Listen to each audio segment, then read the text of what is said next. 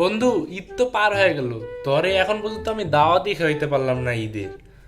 তুই হয়তো আমার শেষরা ভাবতেছিস, কিন্তু দেখ বন্ধু, আমার সময় পাইতেছি না। আমি মনে করি আমার অনেক, মানে আমি ব্যস্ত হয়ে গেছি, ব্যস্ত। তো বন্ধু, আজকে দাওয়াত নে। ধন্যবাদ বন্ধু, ধন্যবাদ। বিশ্বাস কর, তুই এই দাওয়াত দেওয়াতে আমি এত খুশি হয়েছি যা বলার বাইরে। আচ্ছা, তুই 5 মিনিট অপেক্ষা কর, আমি কিছুক্ষণের ভিতরে রেডি হয়ে আইতাছি। আরে বন্ধু, খাড়া খাড়া, আগে মানে রেডি হওয়ার দরকার নেই। পুরো কথাটা হন, তারপর ভালো মতো তোর যেটা ভালো লাগে তুই সেটা করিস।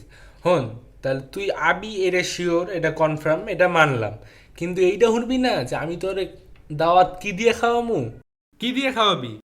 গরুর গোস্ত দিয়ে খাওয়ামু, যেটা তুই এখন প্রত্যেক দিনই খাইতেছস। কি হলো বন্ধু, রেডি হ। আবি না? বন্ধু না এলে কিন্তু করার কিছু নেই, আমি কিন্তু দরে দাওয়াত দিছি, আমার আর দোষ নেই।